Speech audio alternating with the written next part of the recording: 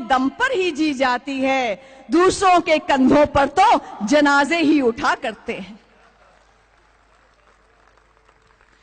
परंतु विचारधारा की लड़ाई में अगर आपको विचारधारा का सच्चा चरित्र देखना हो तो उसको तब मत देखो जब वो विपक्ष में है, उसको तब देखो जब वो पक्ष में है और सत्ता में है। आज जो लोग अभिव्यक्ति की स्वतंत्रता की बात करते हैं, फ्रीडम ऑफ एक्सप्रेशन की बात करते हैं, वो वेस्ट बंगाल में क्या करते हैं, वो केरला में क्या करते हैं और वो जेएनयू में क्या करते हैं। फ्रीडम ऑफ एक्सप्रेशन कहते हैं, आर्टिकल 19(1) कहता है every citizen has right to freedom of expression, लेकिन 19(2) कहता है देयर आर सर्टेन राइडर्स कि पब्लिक ऑर्डर के ना हो, पब्लिक मोरालिटी के खिलाफ ना हो, हमारे देश की संप्रभुता यूनिटी के खिलाफ ना हो और इंसाइटमेंट टू एन ऑफेंस नहीं होना चाहिए। अब देखें कि इनके कर्तृत्व ने क्या किया। आपको ध्यान होगा कितना स्पाइरलिंग इफेक्ट हुआ है जेएनयू की घटना का। मुझे ध्यान आता है कि फरवरी के माह में जब सिक्योरिटी फोर्सेस पर पत्थरबाजी हुई, लोगों के हाथ में आईएसआईएस के फ्लैग्स थे, पाकिस्तानी झंडे थे, अफजल गुरु के पोस्टर्स थे, तो बड़ा सा बैनर था thank you JNU. Jadavpur university में जो मार्च निकली, उन्होंने क्या कहा? उन्होंने कहा कश्मीर बोले आजादी, नागालैंड बोले आजादी, मणिपुर बोले आजादी, छीन के लेंगे आजादी। कश्मीर यूनिवर्सिटी में क्या स्लोगन्स लगे, कितने कन्हैया पकड़ोगे, घर घर से कन्हैया निकलेगा, हिंसा भड़की है, डिसऑर्डर हुआ है, लॉलेसनेस हुई है, ये केवल और केवल राजद्रोह है और कुछ नहीं है।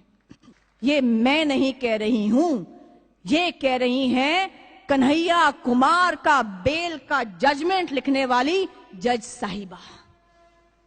जज साहिबा ने जो कन्हैया कुमार का 23 पेज का बेल ऑर्डर आया है, उसमें कहा है चारों ओर वसंत ऋतु है, शांति के फूल चारों ओर रंग बिरंगे फूल हैं। क्या कारण है कि जेएनयू में शांति के फूल नहीं है? इसका जवाब देना होगा वहां के टीचर्स को, वहां के स्टूडेंट्स को, वहां की एडमिनिस्ट्रेशन को। पूरे भारत का जब भ्रमण किया 16 वर्ष की आयु में आदि शंकराचार्य ने, तो केरल में पैदा हुए और केदारनाथ में प्राण छोड़े, चारों जगह अपने मठ की स्थापना की।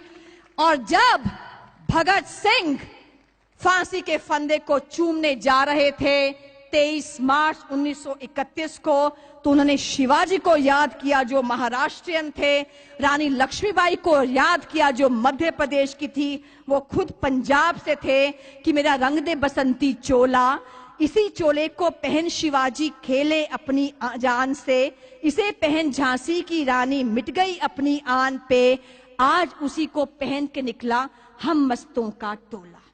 और आखिरी बात, अरविंदो से कहा गया तुम्हारा रिश्ता क्या है भूमि के साथ? उन्होंने कहा भूमि मेरी मां है, मैं भूमि का पुत्र हूं। उन्होंने एग्जाम्पल दिया इंडोनेशिया का।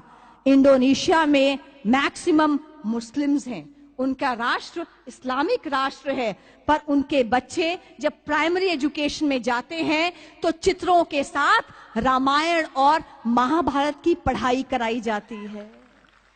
वहां पर देवी विद्या की सरस्वती की पूजा होती है, ज्ञान के देवता गणेश की पूजा होती है। इंडोनेशिया की एयरलाइंस का नाम है गरुड़, जो विष्णु वाहन है। वहां का कॉन्स्टिट्यूशन के पहला वाक्य है धर्मो रक्षति Rakshata.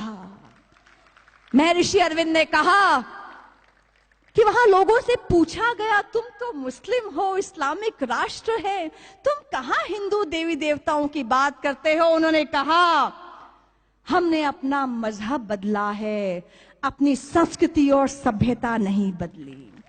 We have not changed our historical legacy. इसलिए अपना अपना गिलहरी प्रयास जारी रखिए। ये जो गिलहरी प्रयास है कि जब राम सेतु बन रहा था, नल नील हनुमान स्वयं श्री राम मौजूद थे, एक गिलहरी पानी में कूदती रेत पर आती, पानी में कूदती रेत पर आती। उससे पूछा, गिलहरी पगला गई हो क्या, क्या कर रही हो? उसने कहा, यहां तो स्वयं श्री राम मौजूद है, मैं तो अपना गिलहरी प्रयास कर रही हूं। इसलिए लगे रहिए, व्हाट्सएप पर कंटेंट शेयर करते रहिए, फेसबुक पे कंटेंट शेयर करते रहिए, क्योंकि आक्रमण जो हो रहा है वो यूनिवर्सिटीज में हो रहा है, हमारे युवा पर भी हो रहा है। इसलिए आज मैंने सूर्य से बस जरा यूं ही कहा, आपके साम्राज्य में इतना अंधेरा क्यों रहा? तमा के वो दहाड़ा, मैं अकेला क्या करूं? तुम बेफिक्रों के लिए मैं भला कब तक लड़ूं? आकाश की आराधना के चक्रों में मत पड़ो, संग्राम यह घनघोर है, कुछ मैं लड़ूं कुछ तुम लड़ो। जय हिंद, जय भारत।